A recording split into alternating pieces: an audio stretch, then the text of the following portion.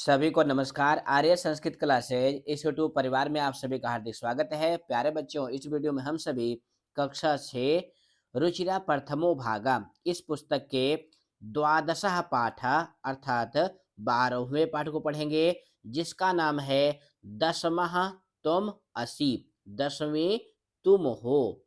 प्यारे बच्चों, इस वीडियो में हम सभी इस पाठ के माध्यम से संख्या का प्रयोग यानी संस्कृत में जो गिनती होती है उसका प्रयोग सीखेंगे। तो यह पाठ जो है फाइनल टर्म पेपर की दृष्टि से बहुत महत्वपूर्ण है। तो देखिए, एकदा एक बार 10 बालकाः 10 बालक स्नानाय नहाने के लिए नदीम अगच्छन् नदी पर आए। ते वह सभी बच्चे नदी जले नदी के पानी में चिरम स्नानम अकुर्वन् बहुत देर तक, चिरम मतलब अव्यय पद है, चिरम मतलब बहुत देर तक नहाते रहे। ततः उसके बाद ते वह सभी बच्चे तीरित्वा, तीरित्वा मतलब तैर कर, पारम गताः नदी को पार कर गए। तदा तब तेसाम नायकः उनका जो नायक था यानी उनके ग्रुप का जो रीडर था, अपृच्छत पूछता है, अपि सर्वे बालकाः नदीम उत्तीर्णाः क्या सभी बच्चे नदी को पार कर गए। प्यारे बच्चों, यहाँ पर ध्यान देना, यहाँ पे एक अव्यय पद आया हुआ है अपि। इसका अर्थ तो वैसे होता है भी, लेकिन अगर ये वाक्य के पहले होता है तो इसका अर्थ होता है क्या। ये ध्यान देना, अगर वाक्य के बीच में है तो इसका अर्थ होता है भी, जिसको आप इंग्लिश में आल्सो कहते हो। जैसे अहम अपि पठामि, मैं भी पढ़ता हूँ। लेकिन जब इस अपि का प्रयोग वाक्य के पहले होता है तो ये इसका अर्थ होता है क्या, और ये प्रश्नवाचक अव्यय हो जाता है। तो यहाँ पे देखो क्या लिखा हुआ है, अपि सर्वे बालकाः नदीम उत्तीर्णाः क्या सभी बच्चे नदी को पार कर गए।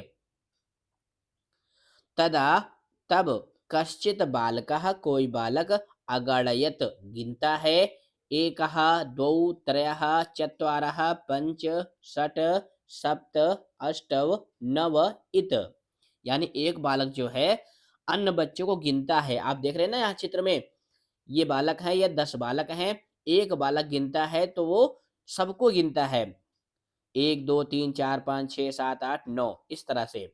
सह स्वयं न अगणयत वह अपने आप को नहीं गिनता है। अतः इसलिए सह अवदत वह बोला, यानी वो गिनने वाला बच्चा बोलता है, नव एव संति हम सभी केवल 9 हैं। दशमः न अस्ति 10वां बालक नहीं है।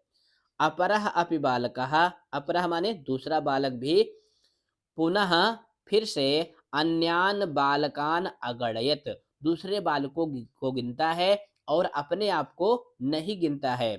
तदा अपि उस समय भी नव एव आसन 9 ही थे, क्योंकि जो भी बालक गिनता है वो अपने आप को नहीं गिनता है, दूसरे बालकों को गिनता है तो वो 9 ही बैठते हैं।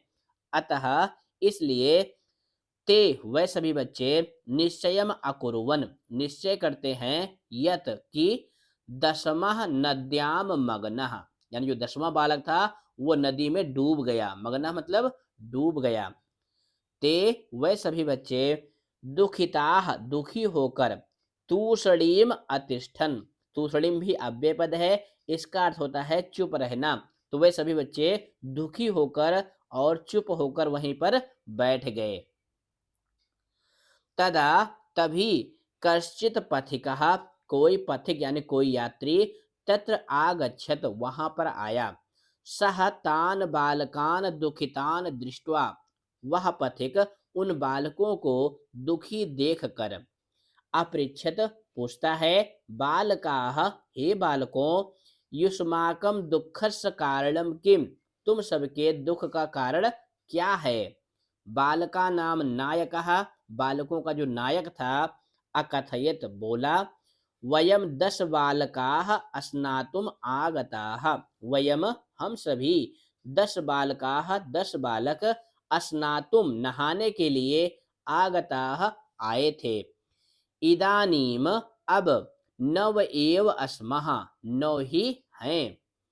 एकः एक बालक नद्याम मग्नः नदी में डूब गया, इत, इस प्रकार से जो नायक था बालकों का उसने बताया।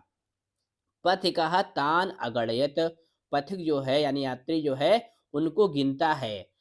तत्र 10 बालकाः एव आसन, वहां 10 बच्चे ही थे, यानी पथिक ने गिना तो वहां पे 10 बालक मौजूद थे।